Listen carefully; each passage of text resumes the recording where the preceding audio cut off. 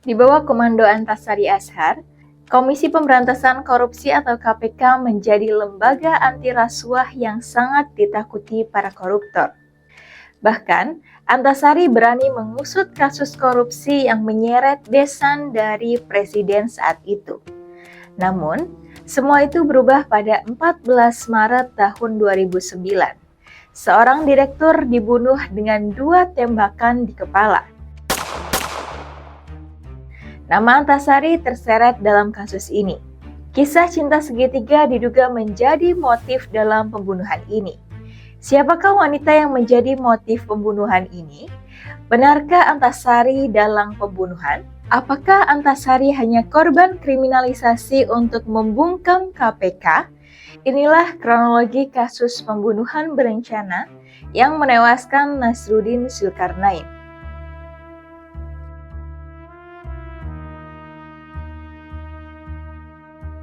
Sang Ketua KPK. Sebelum kita masuk ke kronologi pembunuhan berencana Nasruddin Zulkarnain, kita bahas dulu sepak terjang dalang di balik kasus ini, yaitu Antasari Azhar. Azhar terpilih sebagai Ketua Komisi Pemberantasan Korupsi atau KPK pada Desember tahun 2007. Menggantikan kepemimpinan periode pertama, Antasari membawa gaya kepemimpinan yang vokal, berani, dan tanpa kompromi. Di bawah kendalinya, KPK mentransformasikan diri menjadi lembaga penegak hukum yang paling ditakuti di Republik ini. Salah satu gebrakan Antasari adalah penangkapan Jaksa Urip Trigunawan serta penyitaan uang suap senilai 660.000 dolar Amerika Serikat terkait kasus BLBI. Tak lama berselang, KPK melakukan operasi tangkap tangan terhadap anggota DPR aktif Al-Amin Nur Nasution. Puncak ketegangan politik terjadi saat KPK menetapkan Aulia Pohan, mantan Deputi Gubernur Bank Indonesia, sebagai tersangka. Ia terjerat kasus aliran dana Yayasan Pengembangan Perbankan Indonesia atau YPPI. Aulia Pohan bukan sekedar pejabat tinggi biasa. Dia merupakan besan dari presiden yang tengah menjabat saat itu, Susilo Bambang Yudhoyono. Keberanian Antasari membawa KPK menjadi ujung tombak pemberantasan korupsi sekaligus menciptakan musuh politik yang terganggu dengan manuver KPK.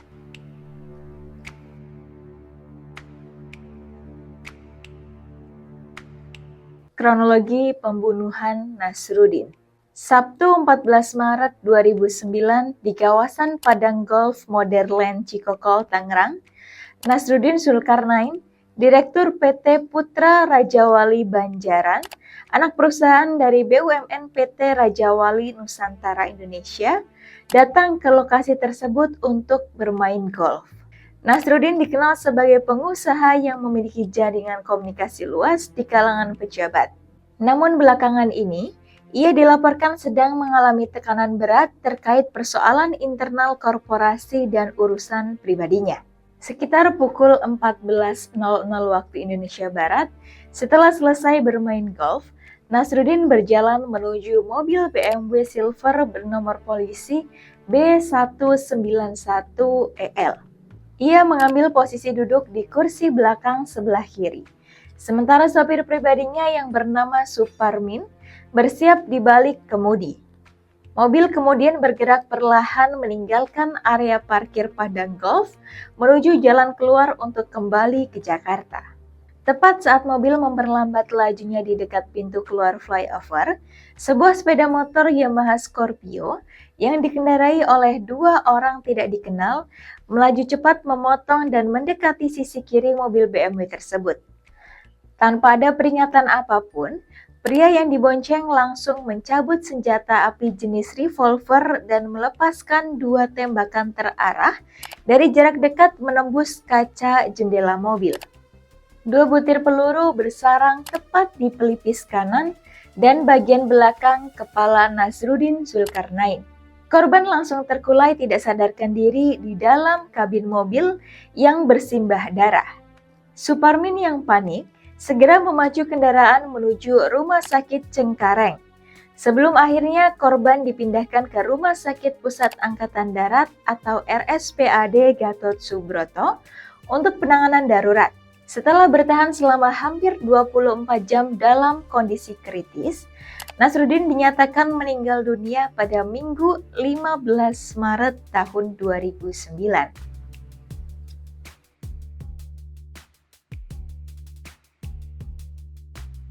Perburuan pelaku pembunuhan.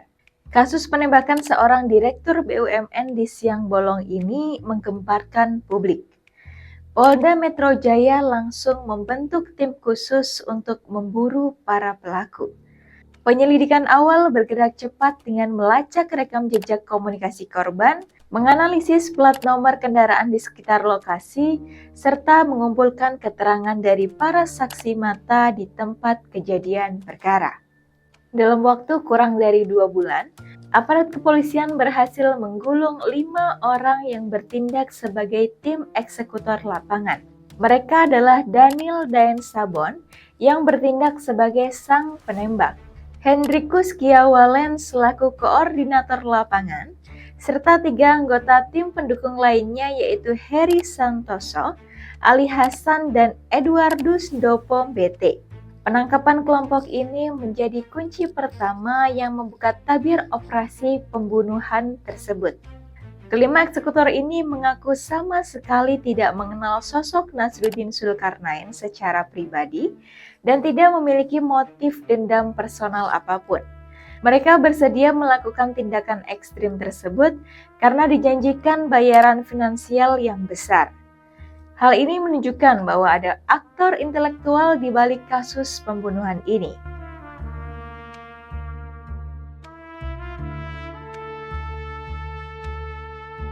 Penelusuran dalang pembunuhan. Penelusuran logistik, aliran dana operasional, dan analisis data komunikasi telepon seluler akhirnya membawa penyidik masuk ke lingkaran elit nasional. Polisi bergerak menangkap Sigit Haryo Wibisono, Komisaris Utama PT Harian Merdeka. Sigit diduga kuat berperan sebagai penyandang dana utama yang mengucurkan uang tunai sebesar 500 juta untuk membiayai seluruh logistik dan eksekusi rencana pembunuhan.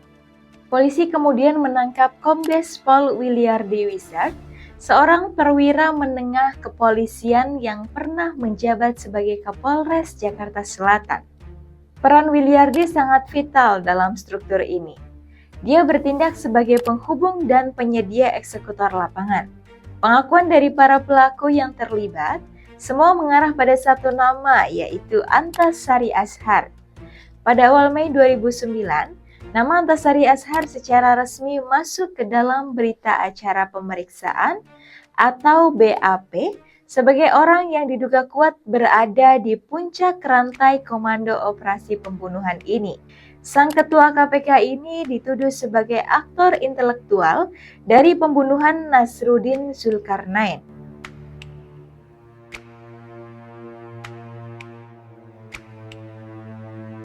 Motif pembunuhan. Apa sebenarnya motif Antasari melakukan pembunuhan terhadap Nasruddin? Jawabannya adalah Rani Juliani. Rani adalah seorang perempuan muda yang bekerja sebagai caddy di Padang Golf Modern, tempat di mana Nasruddin dan Antasari sering bermain golf. Belakangan terungkap bahwa Rani telah dinikahi secara siri oleh Nasruddin Zulkarnain. Pada Mei 2008 di kamar 803 Hotel Grand Mahakam, Jakarta Selatan, di kamar tersebut terjadi pertemuan privat antara Antasari Azhar dan Rani Juliani. Namun, pertemuan itu tidak berjalan mulus. Nasruddin Zulkarnain tiba-tiba muncul dan menggerebek mereka di dalam kamar. Mendapati istri sirinya berada di ruangan yang sama dengan ketua KPK. Insiden di kamar 803 diduga kuat menjadi awal dari motif pembunuhan ini. Penyidik berpendapat bahwa Nasruddin memanfaatkan kejadian tersebut untuk melakukan tekanan psikologis dan dugaan pemerasan politik terhadap Antasari. Nasruddin mendesak Ketua KPK agar menggunakan otoritas hukumnya untuk membantu memenangkan posisi korporasinya dalam konflik internal BUMN, sembari mengancam akan membongkar skandal hotel tersebut ke media jika permintaannya ditolak. Benang kusut motif cinta segitiga inilah yang dijadikan landasan utama oleh penegak hukum untuk membuktikan adanya unsur sakit hati dan teror mental yang dialami oleh Antasari. Menurut versi penyidik, akumulasi tekanan dari Nasruddin membuat Antasari merasa terpojok. Hingga akhirnya dia menceritakan keluh kesahnya kepada Sigit Haryo Wibisono dan Kombes Williardi Wizard. Pembicaraan inilah yang diklaim sebagai titik awal di mana rencana untuk melenyapkan hambatan bernama Nasruddin mulai dirumuskan.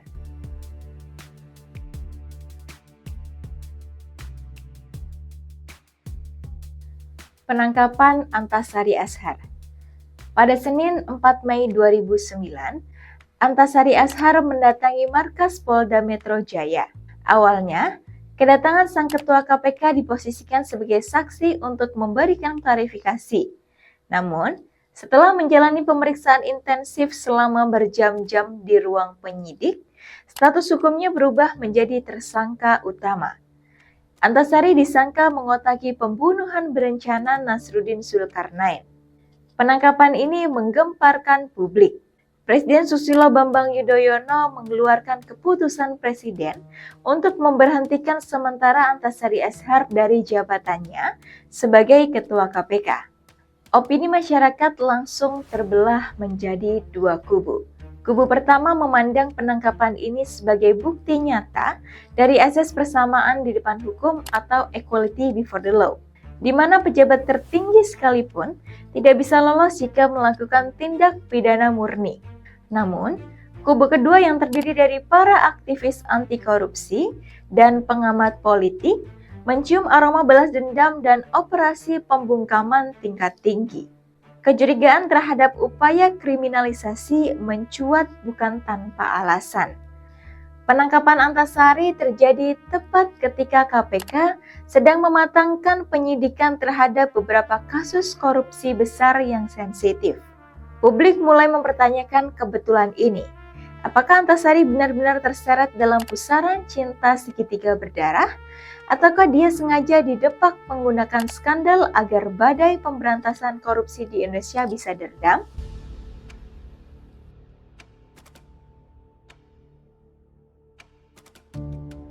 Drama persidangan. Persidangan yang digelar di Pengadilan Negeri Jakarta Selatan segera berubah menjadi panggung pembuktian yang penuh ketegangan. Pihak jaksa penuntut umum berupaya keras menyusun serangkaian bukti untuk memperkuat dakwaan mengenai motif asmara dan rantai komando aliran dana. Namun, di tengah jalannya persidangan, sebuah kejutan besar terjadi ketika Kombes Pol Williardi Wizard memberikan kesaksian di bawah sumpah. Di hadapan majelis hakim, Williardi secara mengejutkan mencabut keterangan dalam berita acara pemeriksaan atau BAP miliknya. Dia mengaku bahwa seluruh keterangan awal yang menyudutkan Antasari Azhar adalah hasil pengkondisian dan tekanan dari petinggi Polri saat itu. Williardi bersaksi bahwa ia diyakinkan bahwa tindakan tersebut demi mengamankan target negara, dengan janji bahwa karir serta status hukumnya sendiri akan dijamin aman jika bersedia bekerja sama menargetkan Antasari. Drama persidangan semakin memanas ketika tim kuasa hukum Antasari membeberkan sejumlah kejanggalan fatal pada barang bukti fisik.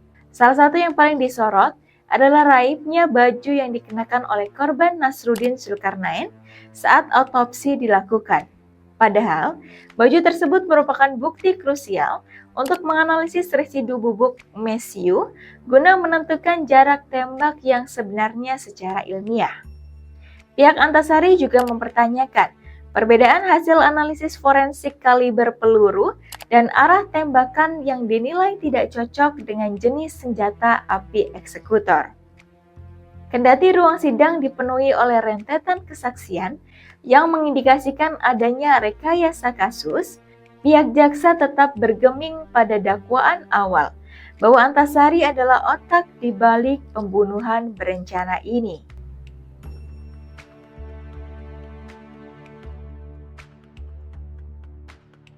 Vonis Antasari Azhar. Pada 11 Februari tahun 2010, Majelis Hakim Pengadilan Negeri Jakarta Selatan menjatuhkan ketukan palu vonisnya.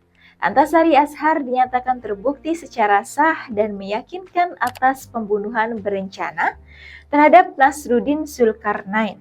Atas tindakan tersebut, hakim menjatuhkan hukuman 18 tahun penjara. Sebuah vonis yang lebih ringan dari tuntutan maksimal jaksa yang meminta hukuman mati. Antasari menolak keras putusan tersebut dan langsung memulai perjuangan panjang di dalam labirin hukum Indonesia. Dia mengajukan banding ke Pengadilan Tinggi DKI Jakarta, namun ditolak. Tak menyerah, langkah hukum berlanjut dengan mengajukan permohonan kasasi ke tingkat Mahkamah Agung. Hasilnya tetap sama. Institusi peradilan tertinggi negara memperkuat putusan pengadilan tingkat pertama dan menyatakan Antasari tetap bersalah. Dengan kandasnya seluruh upaya hukum formal, 18 tahun penjara tidak bisa dihindari Antasari.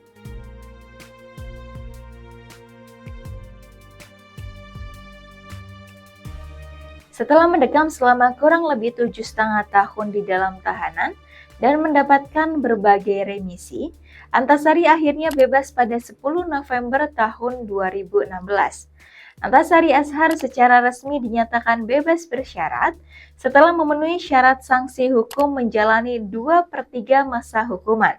Kebebasannya disambut riuh oleh keluarga dekat dan para pendukung setianya. Pada awal tahun 2017, Presiden Joko Widodo secara resmi mengabulkan permohonan gerasi atau pengampunan hukum kepada Antasari Azhar setelah menerima pertimbangan dari Mahkamah Agung. Langkah politik hukum dari kepala negara ini secara otomatis memulihkan seluruh hak-hak sipil Antasari yang sempat dicabut akibat vonis pengadilan. Meskipun sudah bebas, Antasari Azhar tetap bersikeras bahwa ia tidak terlibat dalam kasus pembunuhan Nasruddin Zulkarnain. Saya masuk penjara bukan karena dakwaan atas perbuatan pembunuhan, tetapi karena perintah oleh putusan pengadilan. Saya penegak hukum harus menghormati putusan.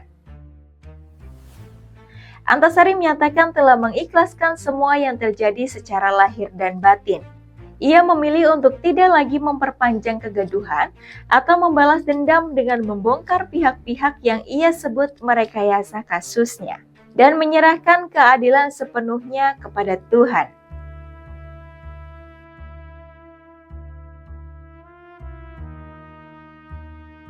Kasus pembunuhan Nasruddin Zulkarnain yang menyeret nama Antasari Azhar tetap berdiri sebagai salah satu misteri hukum kontroversial di Indonesia.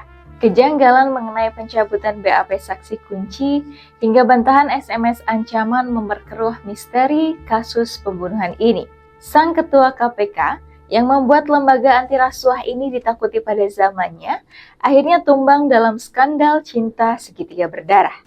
Menurut Anda, apakah Antasari benar-benar otak dalam kasus pembunuhan ini atau dia hanya korban kriminalisasi? Tulis analisis dan pendapat Anda dalam kolom komentar. Mari kita berdiskusi dengan sehat. Dalam video lain, kami telah membahas kronologi kasus pembunuhan Hakim Agung yang didalangi oleh Tommy Soeharto dan video kronologi pembunuhan Munir di pesawat Garuda. Kunjungi channel kami untuk menonton. Dukung channel kami dengan cara subscribe dan nyalakan notifikasi supaya Anda tidak ketinggalan video terbaru dari kami. Jangan lupa untuk like dan bagikan video ini. Terima kasih telah menonton hingga akhir. Sampai jumpa di video selanjutnya.